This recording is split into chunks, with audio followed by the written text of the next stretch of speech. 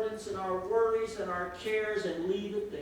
We need to take it and give it to the Lord and believe that He has a plan. I know He has a plan. I know He has a goal. I know there is a reason that all these things are happening. Are you tired of chasing pretty rainbows? Are you tired of spinning round and round? Wrap up all the shattered dreams of your life, and at the feet of Jesus, lay them down. Give them all. Give them all. Give them all to Jesus. Shattered dreams, wounded hearts, broken toys. Give them all. Give them all. Give them all to Jesus. And He will turn your sorrows into joy. He never said you'd only see sunshine. And He never said there'd be no rain. He only promised us a heart full of singing. And that's the very thing that once brought pain. Give them all. Give them all to Jesus. I want to rise up here this morning and tell you that whatever you're going through, He has already provided. He has already provided. He already knew what He was going to do. He already had the plan all figured out. Joseph was brought down to Egypt, it tells us in Genesis 39:1. And Potiphar, an officer of Pharaoh, captain of the guard, an Egyptian, bought him of the hands of the Ishmaelites, which had brought him down thither. And listen to this. And the Lord was with Joseph. Remember that. The Lord is with you. God protected him. I do not believe for a minute that it was just a coincidence that the Ishmaelites happened by at that moment. When they were discussing what they were going to do with him. And he was sold into the house of Potiphar. Potiphar, captain of the guard. Do you think he had a chance to meet some of the higher-ups and officials one day in Egypt that he would be encountering when he rose to the throne? God put him in the perfect household. He could have been bought anywhere, but he was bought by the captain of Pharaoh's guards. Yes.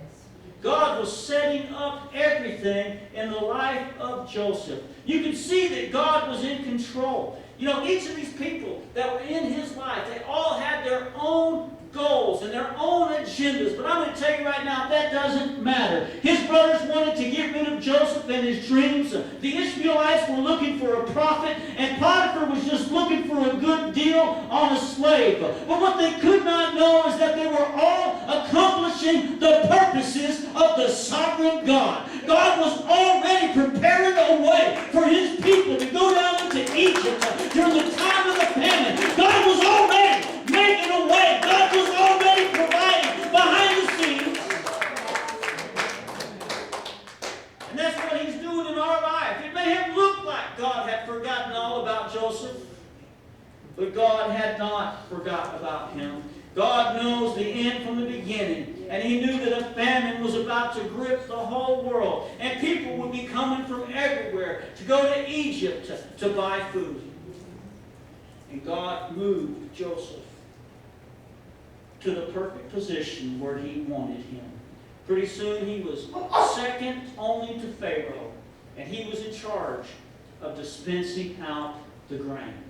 And as each person came, one by one, in before Joseph, as he sat on his throne, and they would ask them for grain, he looked and he saw a familiar group of people coming in, and they bowed before him, just like in his dream. Amen. God knows what He's doing. Jacob, when you look at his life, Jacob was one of these people who had been taught to expect the worst. You ever been around anybody like that? Oh. You look at any situation and you say, man, whatever happens, it's probably going to turn out the worst. You know, if it weren't for bad luck, I'd have no luck at all. That's how some people are. It just seems like they go from bad luck to bad luck. Imagine him as a young man when his mother came to him and said, you know, your daddy loves Esau more than you.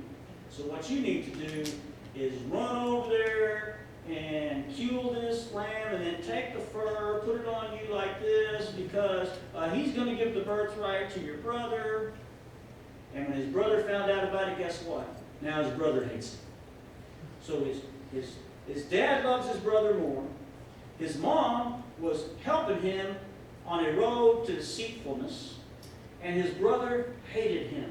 So then he runs and lives with his uncle. And his uncle says, you know, if you will work for me for 7 years, I'll let you marry Rachel here. But then on his wedding day, he brought in Leah. And then he said, well, just work for me for another 7 years and you can marry her too.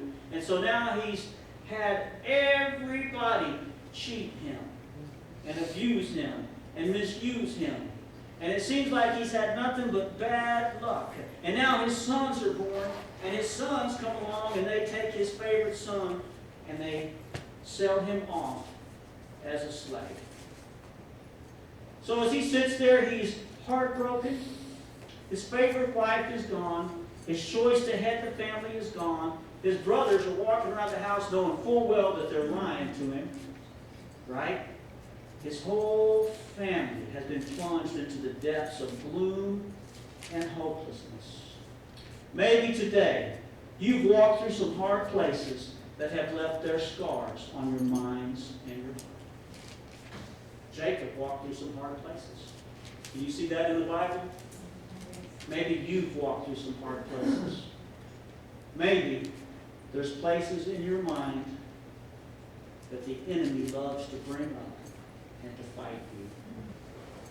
He has already provided. What has he provided? Listen to 2 Corinthians 10:3. For though we walk in the flesh, we do not war after the flesh. For the weapons of our warfare are not carnal, but mighty through God to the pulling down of strongholds. What has he provided? He has provided weapons for your warfare against the enemy of your soul. He is going to come into your life and he is going to try to create doubt. He is going to cause you to imagine every horrible thing that could ever happen to you. And he is going to beat you down with the scars and the wounds from your past. Yes. But God has already provided weapons of your warfare that can pull down strongholds, that can cast down imaginations, and every high thing that exalts itself against the knowledge of God, and bringing into captivity every thought. When those thoughts come into your mind that God has forgotten you, God doesn't know where you're at, all these bad things have happened to you, and you are all alone. You know what you need to do? You need to say, devil, you're a liar. My God is in control. He knows what's going on here. He has a plan. He is going to work this thing out for good. All things work together for good. God has not given us the spirit of fear. Oh, you can allow fear to come into your life and control you and bind you so that you can't move. The fear comes in that says you're all alone and God doesn't know where you're at and God doesn't know what's going on. But I'm here to tell you that's a lie. And devil, you're a liar. He has not given us the spirit of fear, but of power and of love and of a sound mind. Put on the whole armor of God, that ye may be able to stand against the wiles of the devil. The devil wants to play with your mind and your emotions. Now, when you look up that word wiles, that is a very interesting word in the Greek. It's actually a combination of two words. Meta, which means with, odos, which means a road. So when you put the two words together, it's really saying, with a road. And you're like, wow, what exactly does that mean? But when you look at the word, methodia, it's the word that we have for method. So understand this. The devil has a method. What is a method? A method is a procedure or a process for attaining an objective. We are aware of the wiles of the devil. He has methods. He has an approach. He has a manner, a methodology. He has a strategy that he uses. When you look at that word even further, it's only used twice in the Bible. The other place that is used in Ephesians 4, it says that henceforth be no more children, tossed to and fro, carried about with every wind of doctrine by the sleight of men and cunning craftiness, whereby, here's where the word is used, they lie in wait to deceive. What does it mean? It means that the devil is on a road. He knows where this road leads. The road leads into your mind. Now, if you are going to go into your mind and attack you, he is going to go the best and the fastest way to get there. His methods are to come into your mind to discourage you, to bring doubt and fear. So what he does is he uses his GPS. In 50 feet, turn right. He knows exactly where he's going into your mind. Guess what? He doesn't waste time. He knows where he wants to go. He's chosen his destination. He doesn't go on a bunch of different routes. He's not a mindless traveler. He has a goal in mind, and he lies in wait. Each of us has areas in our life where we're vulnerable. Thoughts in our minds that we are vulnerable. Scars, hurts, memories from our past. And that's exactly where the devil lies in wait. He wants to bring havoc and destruction into your life. Just like the traveler when he was going from Jerusalem. And as he's traveling down this road, the people came out and fell on him. He fell amongst thieves. Guess what they did? They chose a good place to ambush him, right? That's what the devil does. He looks in your life and he knows where he can ambush you. He knows the thoughts that bring you down. He knows the thoughts that hurt you. He knows how to come into your life and steal your joy. He wants to come into your heart as soon as you start feeling the joy of the Holy Ghost. And he wants to come in and steal your joy. And he knows the thoughts that he can use. He knows the areas in your life where he can attack you. And he's lying in wait like an ambush to come against you. But what you've got to do is realize, I'm bringing that thought into captivity. I'm going to bring into captivity every thought that comes against me that would steal my joy. He wants to steal, kill, and destroy. Oh, he loves to come in and steal your joy. He'll say words like this. Oh, I'm so excited. We're in the garden. We have all of the fruits of the trees, and we have all of the plants and the animals, and God's done all this for us, and we can walk in his presence every day, and God lets us be right here with him in the cool of the day, and he talks to us, and we're in paradise, hidden with God. Hath God said? What is that? Doubt. He begins to bring doubt in. He knows right where to attack. He loves to kill unity. Yes. Behold how good and how pleasant it is for brethren to dwell together in unity. And I have seen it time and time again. God is moving. God is powerful. It's awesome. There's such a spirit of unity. Everybody's in one mind, one heart, one accord. And all it takes is one person to get in their flesh and allow themselves to sow discord. Steal, kill, and destroy. He wants to destroy your faith. He knows the road. Meta odos. That's his method. He's lying in wait on the road for you to come by. And he wants to destroy your faith, painful memories of your past. He reaches into your heart and He begins to bring those memories up to hurt you. It's time to let it go. It's time to leave it there. It's time to bring it to the altar and say, by the grace of God, I am what I am. Oh, there's things in my past, and I can choose to live in the past and never move forward in my walk with God, or I can put it under the blood and turn it over to Jesus and start living the life He wants me to live today.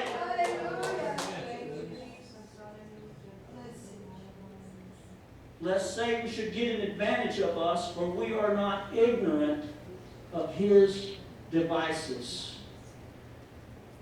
Nomata is the word there for devices, and it comes from the word nous, which means intellect, or his mind, his insidious plot. He likes to come against us and attack us. And rather than fall victim to the devil's attacks, you need to make a mental decision that you are going to seize every thought when it comes into your life. God calls things that be not as though they are. Yes. When the devil comes against you and starts saying, God can't do it, you need to look at him and say, devil, I'm grabbing that thought right now and I'm seizing it. It has no place in my mind. God is able to deliver me. God is able to heal me. God is able to give me the victory. God is able to change my life. God can do anything. Take those thoughts captive. He has already provided everything that you need. He has given you the power to resist. Submit yourselves, therefore, to God. Resist the devil. Resist the devil, and he will flee from you. Oh, when you think of that area in your mind where Satan tries to repeatedly attack you, think about that area and how long it has been used by Satan to attack you. How long has he been bringing it up? Day after day, week after week, year after year. You need to look at him and say, devil, you can't have my mind. He has already provided the power that you need to overcome all of those thoughts and those doubts and those fears. You need to say, God, I want to have a sound mind. I want to have a strong mind.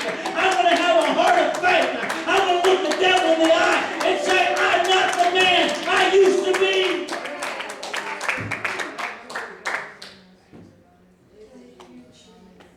You're going to have to overcome your doubt. You know, when you look up the word doubt in the Webster's, guess what the first thing it says? Fear.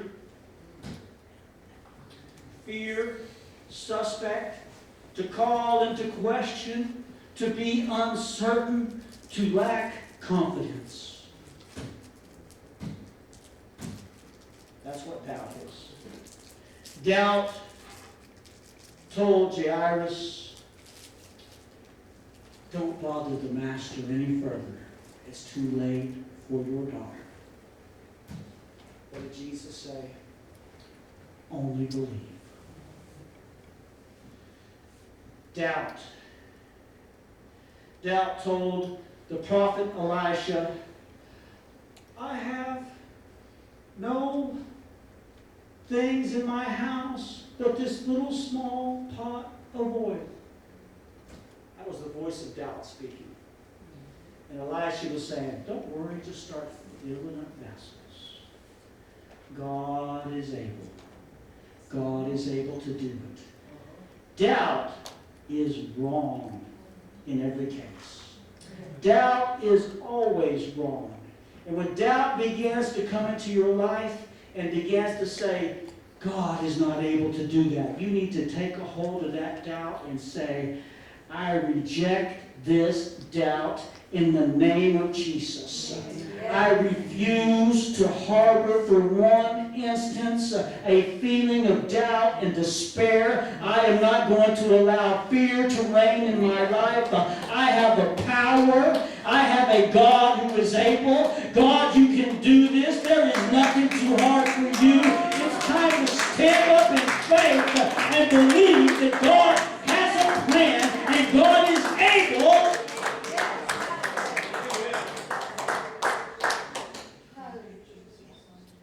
In Genesis 37 and 30, when they came to Jacob,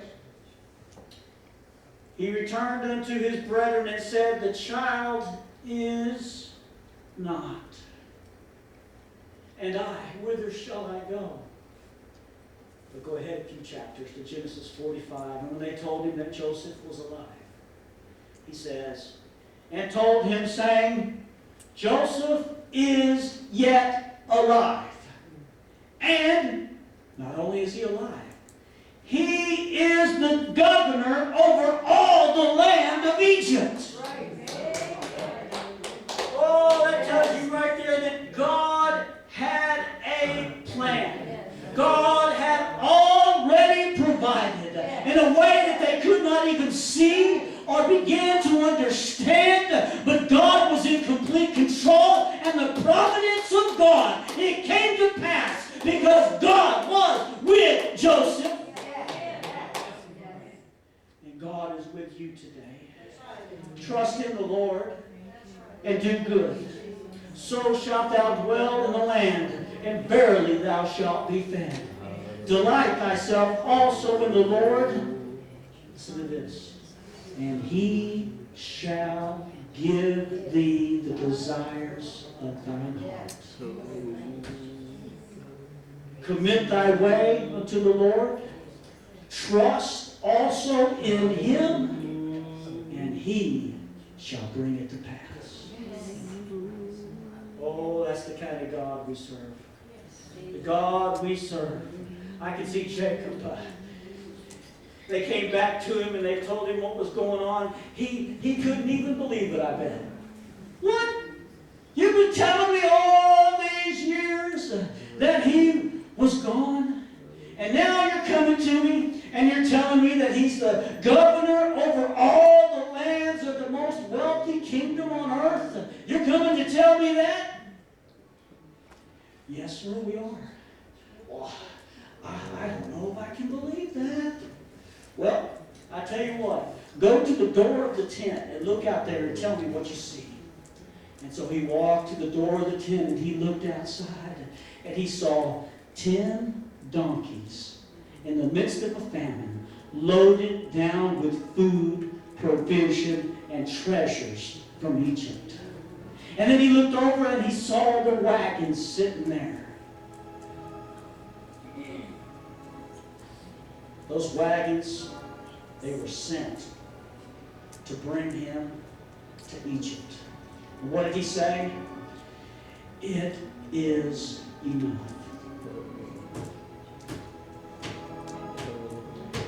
The wagons came with a purpose. They were to let him know that the promises of God were real. And so what do we have today so that we can know that God is real? How about his Spirit? Oh, God sends his Spirit to fill us, to guide us. How about his presence? He walks with us every day. How about his provisions? He has promised to meet every need in our lives. And he gives us his word. He has given us his perfectly inspired word to convert our souls and to guide us in his steps. Oh, why don't you lift your hands right now and say, Lord, oh, I thank you for providing for me. I thank you, God, for providing for me. Oh, you are such a good God. You've been so good to me. I give you thanks today, God. Oh, with all of my heart, I give you thanks. He's a good God today. He deserves your praise. And He's already provided. He's already made a way. He's already reached down into your life. And He's opened a door that no man can close. It's time to reach out and claim the promises of God today. Oh, these altars are open. I would encourage you to lift your hands and find a place of prayer and say, God, oh, I want your plans for my life. I want your direction.